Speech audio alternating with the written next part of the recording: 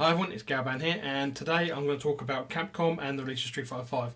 Now, I've had my copy of Street Fighter 5 since Saturday. It's here. It turned up from an online retailer, and obviously they shipped it to me to get it to me in time for the launch. And just by luck of, for once in the UK Post working, it's managed to get to me prior to launch. I've got it. I've played it. I was able to play through the story mode. I've done that multiple times.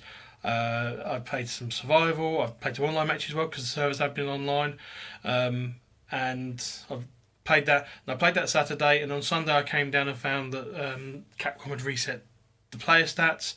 So that's your character level, your accrued scores, things like that.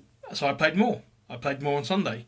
Not because I didn't want to. I played more of the game, enjoyed it, and then obviously they've taken it down now. It's about 7 o'clock now in the UK. The game comes out in about 5 hours. They took the servers down about an hour ago. But there's an article on MCV saying that early Street Fighter 5 players face data loss. It's basically Capcom saying that they reset the servers like now, and once they reset them, people will lose their save data. It then carries on to say that they're looking to investigate people for getting the game early, to companies for selling it, with a quote from Laura Skelly, who's the PR manager. We're looking into reports on this matter, and we are concerned that consumers playing early will have their game data wiped and all progress deleted due to the server resets taking place prior to the launch. And that's regarding people getting the game early. Now, the one they cite is a CEX sale, which is a brick and mortar sale, where they sold the game to someone, which I don't agree with. You don't break street down that. But online retailers, they need to be given a little bit of leniency, because obviously they need to ship it to people. They've got to rely on the postal service to get it through, and they want to try and get it to you on the launch day so you can play it. So I kind of hope Capcom don't go against online retailers for that, because it's not going to end well. I mean, they're just going to say to online retailers, don't ship it, and then people won't use the online retailers to have the game on the launch. Instead, they go somewhere else and they lose sales purely because of Capcom being negative to online sales. But like I said, I do agree with going and investigating people who sold the game over the counter prior to the release date. That's kind of a little bit out of order. It happens all the time with all games. But if Capcom didn't want people to play the game early and play the online stuff, they should have turned the servers on. That's my main thing. They should have left the servers turned off, had them set up, have them running, shut them off, disconnect them, just allow internal staff to play the game, to just try it out and keep the things running over. That's what they should have done. To actually say, to actually let people play it, they're going to reset the stats. It's fine. Let people start at zero again. I'm happy with that. I'm happy to play through stuff again. I'm happy to play through the. I'll play the stories again, the story mode again. I will play them again, just to get the points back. I've played it 3 times already. I've played it through in English and Japanese. I've put the videos up on YouTube. I'll put a link to my playlist for that. So if you want to watch it, you can. But I don't want to go on this really, to be honest.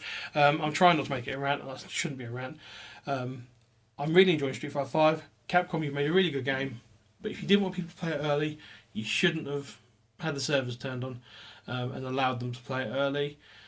And yes, okay, brick and mortar retailers have kind of, shouldn't have been selling it, but that happens all the time. The game is very online. There's very little single player. There's single player. There's challenges haven't been available. The store's not been available. So that's those parts you couldn't use. So all you've been able to play when the servers have been on at the moment is you can play the story mode, training. You can play local versus, or you could play online against people. And if Capcom didn't want that, they should have turned the servers off and just let people play story mode and local versus. That would have been fine. That would have meant they had no problem with it. Yes, people don't collect leveling up if they play story mode, but it's not long. It's a short story mode. It's probably about an hour if you skip all the videos to burn through the story mode on its own. There's about between two to four fights per character, and you do it one for each character, and you level them up as you go. So I've done it before. I did it because they reset on Sunday. I did it on Saturday, did it on Sunday because they reset, and I'll do it tonight at midnight when they turn the servers back on. I'll probably burn through it quickly as well, as I'll be up. So, not a problem. I just kind of can't see why Capcom are making such a big thing, unless all they're doing is just letting people know they're going to lose their data, lose their stats. But you get the game early, you have it, you reset the servers when the game launches, make it fair for everyone. Fine with that. Right, okay, I'm going to go because I think this was starting to get a bit weird. Like I said, I'll put a link in the description below for the article on MCV. I'll also put a link for my playlist for the story mode. If you want to watch that, you can do that. If you like this video, which I don't know if I like it, thumbs up if you want to see more of the rubbish I post. Subscribe if you want to follow me on Twitter. It's @Galban. I'll put a link to that as well in the description. Apart from that, bye.